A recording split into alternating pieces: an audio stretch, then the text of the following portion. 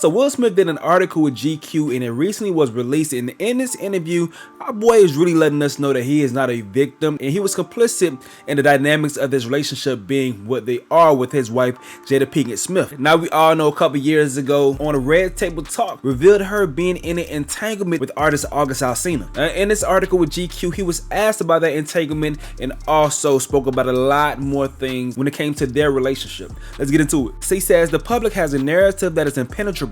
Once the public decides something, it's difficult to impossible to dislodge the pictures and ideas and perceptions. In regards to all the memes with him looking very sad and shit, you feel me, everything that's going viral, he said, listen, it was just a midnight. He's like, no guys, I'm not sad, I'm just fucking exhausted.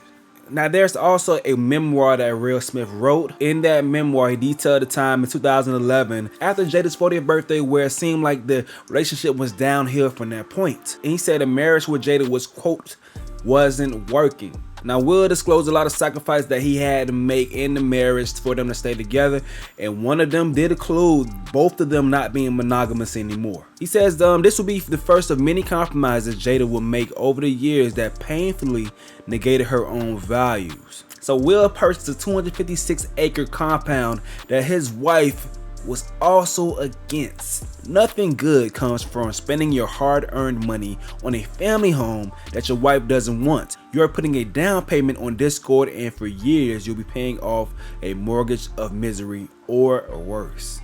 Now Will said what saved his relationship was trust and freedom, and like I said earlier, some point their relationship stopped being monogamous. Says Jada never believed in the conventional marriage. Jada had family members that had an unconventional relationship, but she grew up in a way that was very different than how I grew up. There are significant, endless discussions about what is relational perfection. What is the perfect way to interact as a couple? And for the large part of our relationship, monogamy was what we chose, not thinking of monogamy as the only relational perfection. He continued to say, we have given each other trust and freedom with the belief that everybody has to find their own way, and marriage for us can't be a prison. I don't suggest this role for anybody. Now Will also went to say that back in the days he's always think about, you know, this life of like 20 different chicks, and he also mentioned that, you know, it was a point that he wanted to make Halle one of his chicks. He wanted Halle Berry to be one of his girls. So he says, I don't know where I saw it or some shit as a teenager, but the idea of traveling with 20 women that I love and took care of and all that, it seemed like a really great idea.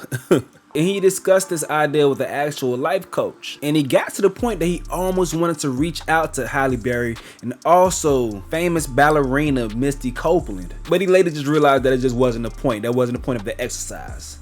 So he says what his life coach was doing was essentially cleaning out his mind, letting him know that it was okay to be who he was. It was okay to think that Halle is fine, and it doesn't make him a bad person that he's married and he think Halle is beautiful. And I know we all may go through the same thing. You know, we're probably in committed relationships. We see somebody outside like, that's a beautiful woman, you know. So I understand, or ladies, you may think that that's a handsome man that you out there see, but just acknowledging that, but not acting on that. You know, that you're not a horrible person if you think that. You know, you don't go blind once you get married. That was really the process that Michaela, who his life coach is, worked him through to let him realize that his thoughts were not sins, and even acting on an impure thought didn't make him a piece of shit. So those were the main things that I wanted to discuss from Will Smith's GQ article. So like I wanted to say before, thank God our boy is not a straight up victim in his relationship. He's complicit. If he wants to leave, he could leave. He's living his life how he wants to, man. These celebrities have totally different lives that we would never understand. I don't ever want to come to the point of having to do anything near having to understand it. It's just kind of wild if you ask me, but hey, whatever works for them, works for them. Whatever may work for you in your future relationship or your relationship right now, that's for you. It is what it is. Let me know what you guys think in the comment section below. It's your boy Stacy, and I fuck with you. Why? Because you fuck with me. Hey, I'm out.